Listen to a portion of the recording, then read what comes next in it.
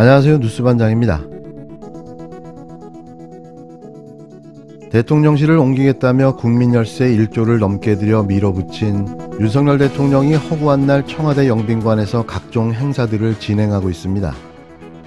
청와대를 국민 품으로 돌려주겠다던 그가 시도 때도 없이 영빈관을 사용하면서 제대로 된 청와대 관람이 이루어지지 않고 있는데요. 행사가 있을 때마다 관람을 제한하고 통제하며 가로막고 있기 때문입니다. 이러려면 뭐하러 대통령실을 옮겼을까요? 멀쩡한 청와대를 용산으로 옮겨놓고 이제와 다시 청와대를 사용하고 있는데요.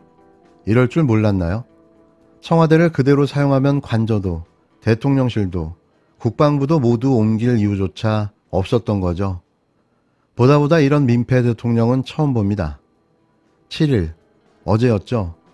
강제징용 해법이랍시고 발표한 굴욕적이고 치욕적인 일본의 항복선언. 국민에게 폭탄을 던지고 한다는 짓이 청와대 영빈관에서 개들을 데리고 놀고 있었는데요.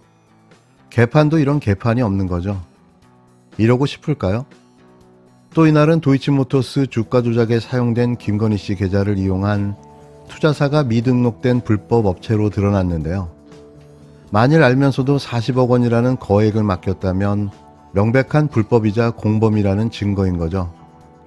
여러분들이라면 미등록된 불법 업체에게 무려 40억 원이라는 큰 돈을 맡길 수 있을까요? 전 절대 못 맡깁니다. 튀르키예에 파견됐던 강아지를 위로한다는 거 아닙니까? 예. 알까요, 강아지가? 격려라고 하는데요. 예, 네. 강아지 격려. 예. 좋아요, 뭐. 이런 행사인데, 이제, 다시 다른 사진 보여주세요. 대통령실의 대통령 행사인데 주인공이 대통령 부인이에요. 사진도 보시면 대통령 부인이 가운데 있지 않습니까?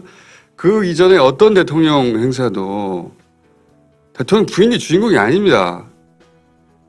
근데 이런 행사를 하기만 하면 대통령은 이제 주변부로 가거나 등장하지 않아요. 대통령 부인이 주인공인 그런 행사를 하는 건 좋은데 어떻게 대통령이 참석하는 행사의 주인공이 부인인가요?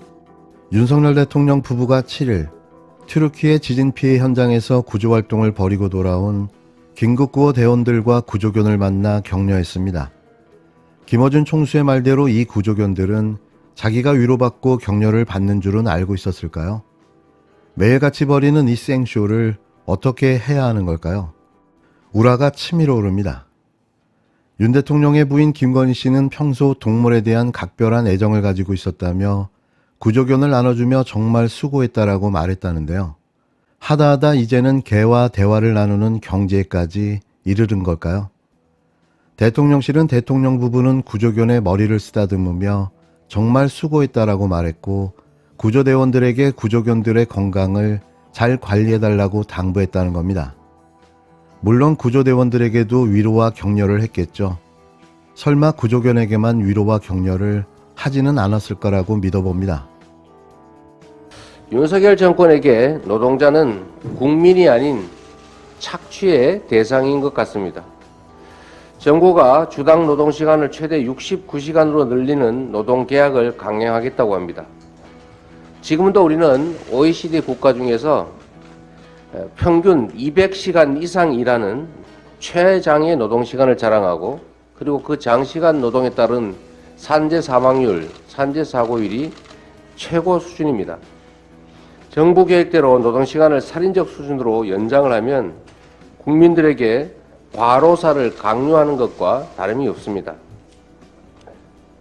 특히 사용자와 갑을 관계에 있는 노동자들 입장에서 장기 휴가 활성화 같은 그런 방안들은 현실을 몰라도 너무 모르는 탁상 공론이거나 아니면 국민을 기만하는 발언에 불과합니다.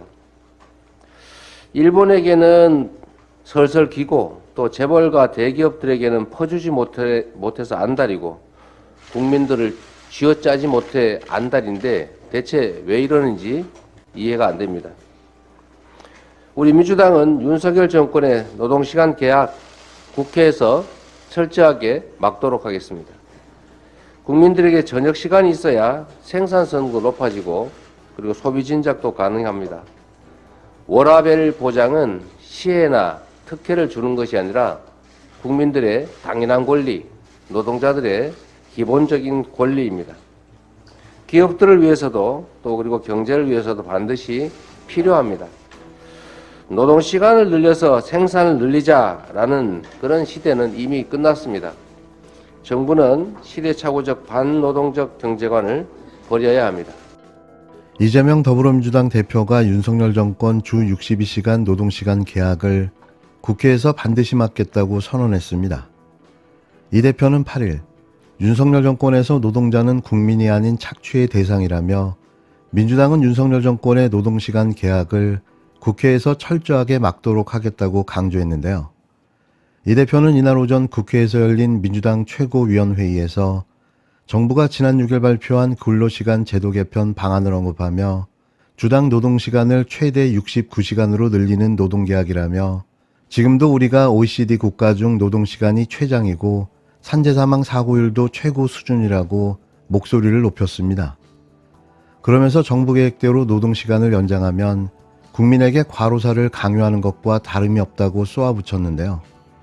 이 대표는 사용자와 가불관계인 노동자 입장에서 정기 휴가 활성화 같은 방안은 현실을 몰라도 너무 모르는 탁상 공론이라며 정부는 일본에게 설설기고 재벌과 대기업에게는 퍼주지 못해 안달이고 국민들을 쥐어짜지 못해 안달이라며 직격탄을 날렸습니다. 이와 관련해 같은 날 온라인 커뮤니티에 등장한 기절 근무표가 모든 이에게 큰 웃음을 자아내게 만들었는데요. 윤석열 정부에서 제시한 69시간 노동시간을 맞추려면 매일 9시에 출근해 새벽 1시까지 근무하고 퇴근해야 가능한 겁니다. 그것도 점심 식사는 물론이고 저녁 식사, 거기에 야식까지 회사에서 해결해야 가능한데요. 근무, 또 근무, 기절, 병원, 또 근무를 반복하며 왜 살아야 하는지조차 망각하게 되는 거죠. 이렇게까지 해야 하는 걸까요? 윤석열 대통령과 기업들은 아주 좋아 죽겠습니다. 끝으로 예상했던 일이 또 터지고 말았는데요. 일본의 저자세 굴욕 외교의 결과가 바로 나타난 거죠.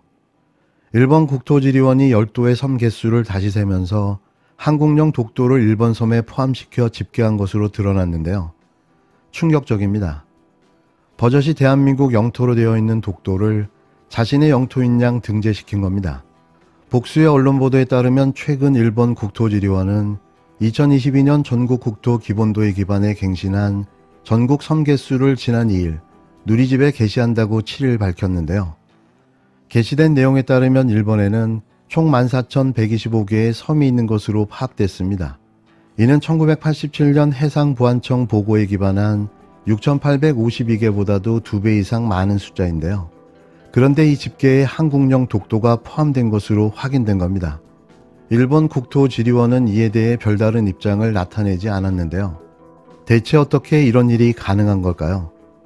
그건 동해를 일본해로 사용해도 단 한 번 항의하지 않고 독도 인근에서 버젓이 한일 군사훈련을 진행하며 마침내 굴욕과 치욕의 강제징용 해법을 발표한 결과가 이겁니다. 역대 가장 추악하고 한심하며 무능한 정부. 지금 이 순간 이 찍들은 무슨 생각을 하고 있을까요? 행복하십니까? 국뽕 쩔던 1년 전 대한민국이 몹시 그립습니다. 어떤 영업사원이 있습니다.